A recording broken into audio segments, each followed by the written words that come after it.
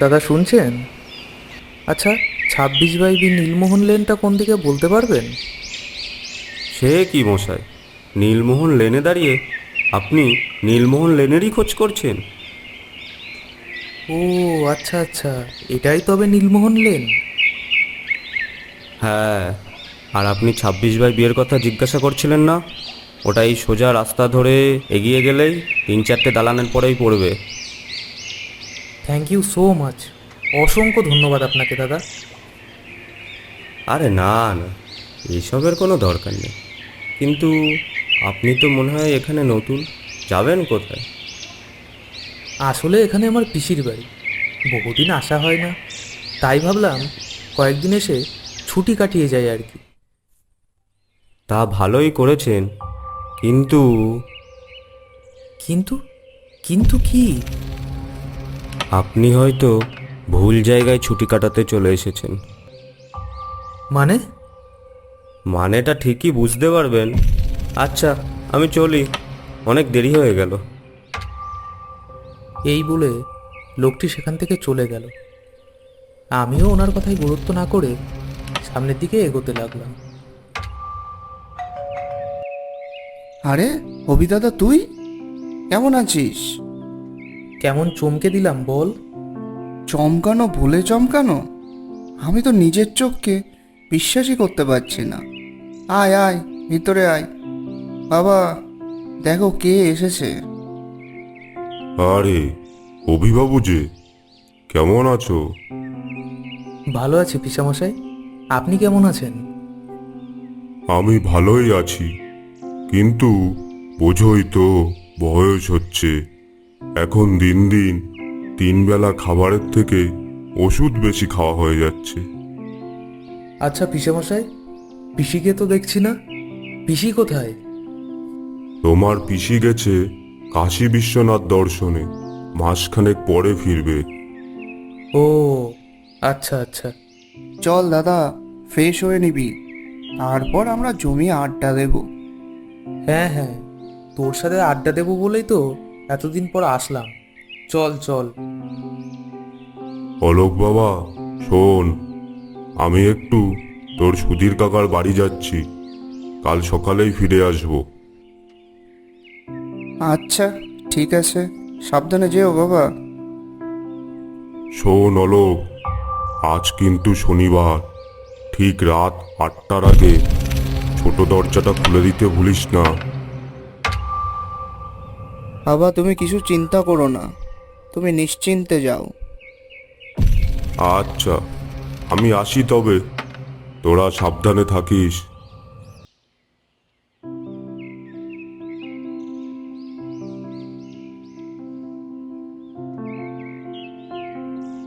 এই অলোক, পিসেমশাই কি বলছিল? আমি তো কিছুই বুঝতে পারলাম না।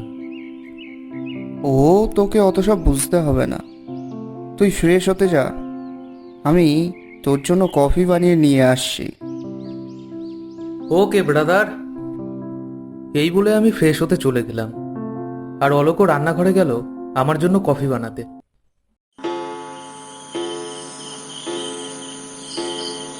সর্বনাশ, 8টা বেজে গেছে।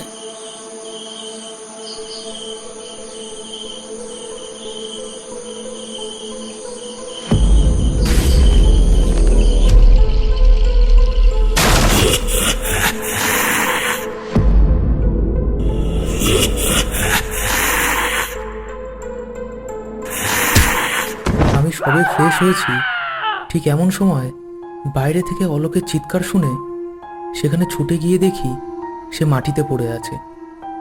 তার চেহারারও কিছুটা বিকৃতি ঘটেছে বটে। না, শুধু বিকৃতি নয়, বলা বাহুল্য তার পিঠের কাছে কুঁজ হয়েছে, যেটা আগে ওর শরীরে কোনোভাবেই ছিল না। অলোক, এই অলোক, কি হলো তোর? ওঠ, চোখ খোল। Joker, Joker. কি রে, কি হয়েছিল তোর? আর এই জোকারকে? দাদা, আমি আর বাঁচবো না।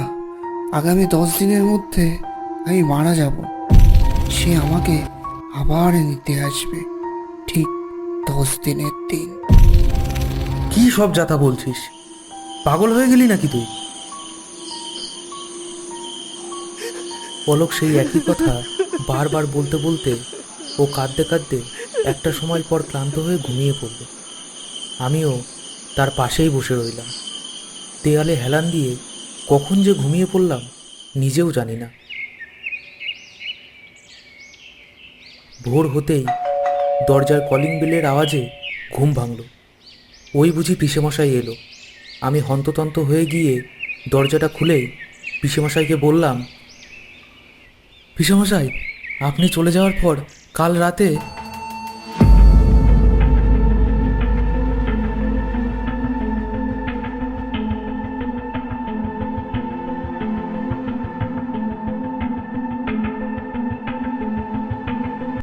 কি বলছো কি? কোথায় কোথায় আমার অলোক? ততক্ষণে আমাদের কথাবার্তার আওয়াজ পেয়ে পলক উঠে দাঁড়িয়েছে। তোকে আমি বারবার বলে গেছিলাম যে 8টার আগে মনে করে তুই ছোট দরজাটা খুলে রাখবি, তুই তবুও ভুলে গেলি। শেষে এই বয়সে আমাকে সন্তানহারা হতে হবে। হায় ভগবান, এই অভিশাপ থেকে কি আমরা কখনোই মুক্তি পাবো না? পিসেমশাই ও অলোক দুজনেই অঝরে কেঁদে চলেছে। হঠাৎ তার মাঝে আমি বলে উঠলাম, আচ্ছা পিসেমশাই, এই রাত 8টার সময় ছোট দরজা কেন খুলতে হয়? আর না খুললেই বা কি হয়? আর কাল রাতে অলোকের মুখে জোকার নামটা শুনলাম বেশ কয়েকবার। কে এই জোকার? নীলমোহন ব্যানার্জি। তার দৈহিক গঠন সাধারণ মানুষের তুলনায় অনেকটাই ছোট ছিল। ফলস্বরূপ সবাই তাকে বেটে, নাটা ও জোকার বলে সম্বোধন করত। সবার এরূপ সম্বোধনের ফলে সে বেশ কষ্টও পেত। কিন্তু তার বিশেষ কয়েকটা গুণও ছিল, বা বলতে পারো ঐশ্বরিক ক্ষমতাও ছিল। ঐশ্বরিক ক্ষমতা মানে জাদু বা কালা জাদু এরকম কিছু কি? না, কালা জাদু ঠিক নয়, তবে কিছুটা জাদুও বলতে পারো।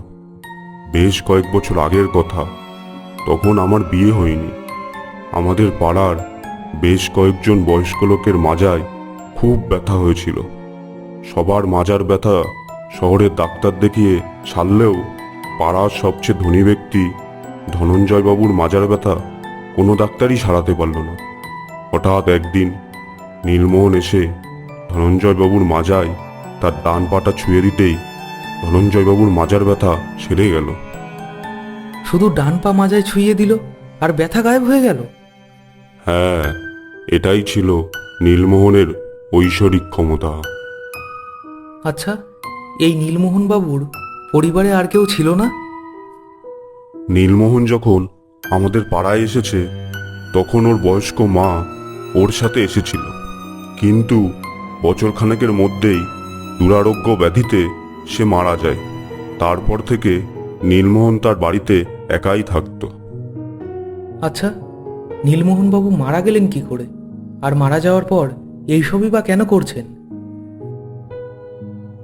নীলমোহনকে সবাই জোকার, নাটা, বেটে বলে ডাকলেও সে ধনঞ্জয়বাবু ছাড়াও পাড়ার অনেকের মাজার ব্যথা সারিয়ে দিয়ে উপকার করেছে। কিন্তু মানুষ আজকাল উপকারের কথা মনে রাখে কোথায়? সেদিন ছিল শনিবার। ঠিক তার আগের দিন, মানে শুক্রবার রাতে আমাদের এখানে সবার বাড়িতে চুরি হয়। শনিবার দিন সকাল হতেই কিছু লোক নীলমোহনকে সন্দেহের বশে পাশবিকভাবে মারধর করে। সে দৌড়ে পালানোর চেষ্টা করে এবং প্রত্যেক বাড়ির দরজায় গিয়ে তাকে বাঁচানোর আর্জি জানায়, কিন্তু সকলে তার মুখের উপর দরজা বন্ধ করে দেয়। পাড়ার কেউ তাকে সাহায্য করে না। কিছু লোকজন মারতে মারতে প্রায় আধমরা অবস্থায় পাড়ার মধ্যে একটি পোলের সাথে তাকে বেঁধে রাখে। ঠিক টানা 10 ঘন্টা তাকে বেঁধে রাখা হয়। নীলমোহনও ওই 10 ঘন্টায় মারণ যন্ত্রণায় ছটপট করে রাত 8টা নাগাদ মারা যায়। তারপর থেকেই পাড়ার প্রতিটা বাড়িতে জোকারের জন্য একটি ছোট দরজা করা হয়েছে। প্রতি শনিবার ঠিক 8টার আগে যদি কারোর বাড়ি ওই ছোট দরজা না খোলা থাকে তাহলে জোকার সেই বাড়ির এক পুরুষ ছেলেকে মেরে দেয়। কিন্তু পিসেমশাই, আমাদের অলোকের কি হবে? ওকে আমরা আর বাঁচাতে পারবো না। ঠিক 10 দিনের মাথায় জোকার আবার আসবে অলোককে নিতে। তারপরেই আমি সন্তানহারা হয়ে যাব। এই বলে পিসেমশাই কাঁদতে শুরু করলো, আর তার সাথে অলোকও। আমার আর কিছু বলার ভাষা ছিল না। আমি বেশ কিছুক্ষণ চুপচাপ দাঁড়িয়ে থাকার পর পিসেমশাইকে বললাম, পিসেমশাই, এই অভিশাপ থেকে মুক্তি পাওয়ার কোনো রাস্তাই কি নেই? জোকারের সমস্ত শক্তি ওর ডান পায়ে।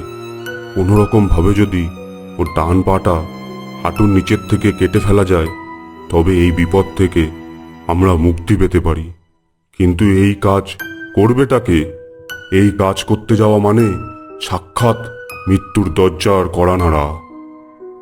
পিসেমশাই, আমি করব। আমার ছোট ভাইটার জন্য এই চেষ্টাটুকু আমাকে করতে দিন। না রে দাদা, আমার তো যা হওয়ার হয়েই গেছে। তুই আর নতুন করে এই বিপদের মধ্যে জড়িয়ে পড়িস না। চুপ কর তুই, খুব বড় হয়ে গেছিস বল। ভাইয়ের বিপদ দেখেও আমি চুপচাপ দাঁড়িয়ে সেটা দেখে যাব? অভি বাবা, তুমি যখন বলছো তবে আমি না করব না, কিন্তু খুব সাবধানে। একটু কিছু ভুল হলেই কিন্তু তোমার প্রাণহানির আশঙ্কা হতে পারে। না না, কোনো চিন্তা করবেন না পিসেমশাই, কিন্তু আপনাদেরকেও আমাকে সাহায্য করতে হবে। বল দাদা, আমাদের কি করতে হবে? শোন, 10 দিনের মাথায় জোকার যখন তোকে নিতে আসবে, তখন তুই আর পিসেমশাই নানা রকম কথাবার্তা বলে তাকে ব্যস্ত রাখবি।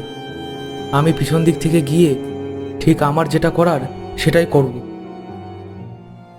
আমরা সবাই অপেক্ষা করতে থাকলাম জোকারের আসার। ছোট দরজাটাও বন্ধ করে রাখা। হঠাৎ দরজাটা আচমকা খুলে গেল।